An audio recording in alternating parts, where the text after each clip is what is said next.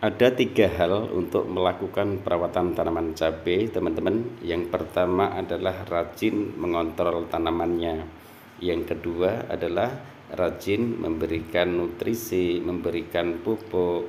Kemudian yang ketiga adalah pemberian fungisida dan insektisida, tujuannya agar tanaman cabai tersebut bisa tumbuh secara sehat. Kemudian dalam video ini akan saya jelaskan semua bagaimana tata caranya agar tanaman tetap mengeluarkan bunga, kemudian tanaman juga bisa subur walaupun kondisi saat ini di tempat kami baru ada hujan satu kali, itu pun juga tidak terlalu banyak, teman-teman. Di sini saya ingin berbagi pengalaman bagaimana di saat nanti pergantian cuaca dari musim kering kemudian memasuki musim penghujan, itu pun juga pastinya akan berdampak pada tanaman cabai yang kita budidayakan. Karena apa?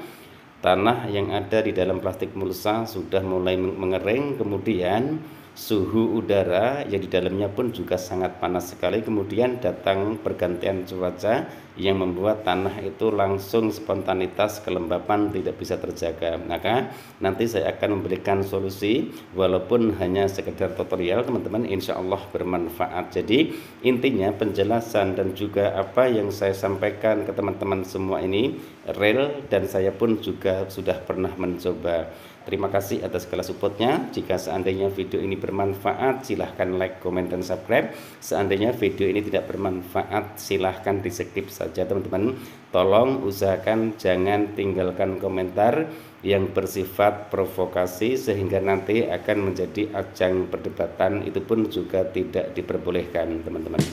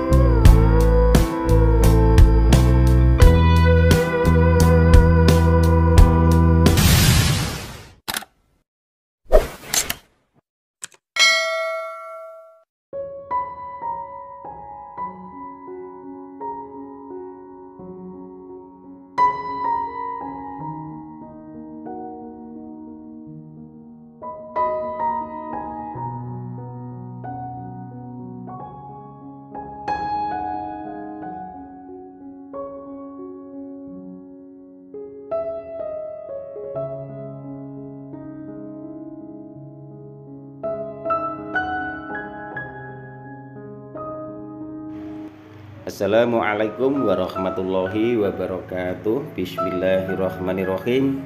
Allahumma sholli ala sayyidina Muhammad wa ala ali sayyidina Muhammad. Berjumpa kembali dengan saya Heri Petani Indonesia. Pada kesempatan kali ini, teman-teman, saya ingin membagikan pengalaman kami bagaimana tata cara untuk budidaya tanaman cabai. Budidaya tanaman cabai ada tiga tahapan yang perlu kita ketahui, teman-teman. Yang pertama adalah rajin, yang kedua adalah mengenal ataupun mengerti pupuk yang dipergunakan untuk melakukan perawatan tanaman cabai, dan yang harus difahami adalah kandungan pupuk tersebut, karena ada dua macam pupuk. Yang pertama adalah kandungan pupuk di fase vegetatif dan kandungan pupuk di fase generatif. Jadi itu saja yang harus dipahami. Kemudian yang kedua adalah mengenai insektisida dan fungisida. Kemudian saran dari kami, teman-teman, jangan menggunakan fungisida dan insektisida itu hanya dari konon katanya. Jadi saran dari kami adalah coba semua merek fungisida. Kemudian yang kedua adalah cari fungisida yang harganya itu murah. Kemudian kenali penyakit yang ada di tanaman cabai, teman-teman semua. Misalnya tanaman cabai terkena jamur, cari bahan aktif untuk mencegah jamur, kemudian untuk mengobati tanaman jamur. Kemudian jika tanaman cabai mulai terkena trip, keriting ataupun virus Gemini, cari insektisida, kemudian pupuk apa yang bisa mengobati daun tanaman cabai tersebut. Itu saja, teman-teman. Jadi jangan tergantung pada mereknya, kemudian jangan tergantung pada konon katanya. Karena apa? Jika teman-teman ini khususnya para pemula berani mencoba terobosan baru, disitulah teman-teman itu akan memahami tanaman itu membutuhkan unsur apa, kemudian jika tanaman cabai daunnya seperti ini, itu harus apa yang dilakukan. Jadi intinya pasti akan tahu. Jika teman-teman hanya mengikuti tata cara kami misalnya, teman-teman tidak akan tahunya hanya tata cara kami. Jadi harus dicoba. Misalnya saya menggunakan Beyond M, teman-teman bisa menggunakan misalnya Benasep ataupun Antrakol juga bisa. Yang terpenting adalah kandungan bahan aktif yang ada di fungisida tersebut. Insektisidanya juga sama. Jangan mengikuti tata cara kami teman-teman. Saya menggunakan Beyond M kemudian Risotin. Teman-teman juga bisa mencari bahan aktif yang lainnya. Yang terpenting bahan aktif itu dispesialiskan untuk mengobati misalnya tanaman keriting daun, trip tungo, dan juga virus Gemini. Jadi jangan terpatok masalah merek dagangnya, tapi yang perlu dipahami adalah bahan aktifnya. Kemudian langkah-langkah, tahap-tahapan jika teman-teman cerna, sebenarnya menanam cabai itu adalah ladang kita. Ladang untuk belajar, ladang untuk memahami bagaimana kondisi tanamannya, ladang bagaimana jika tanaman cabai nanti terkena penyakit. Itu yang membuat diri kita itu lebih tahu, lebih mengerti apa kondisi tanaman yang kita tanamkan, apakah tanaman itu sudah mulai terserang jamur, kemudian bagaimana tata cara mengantisipasi dan tata cara mengobatinya. Itu pun juga harus punya pemikiran teman-teman. Jadi intinya seperti itu.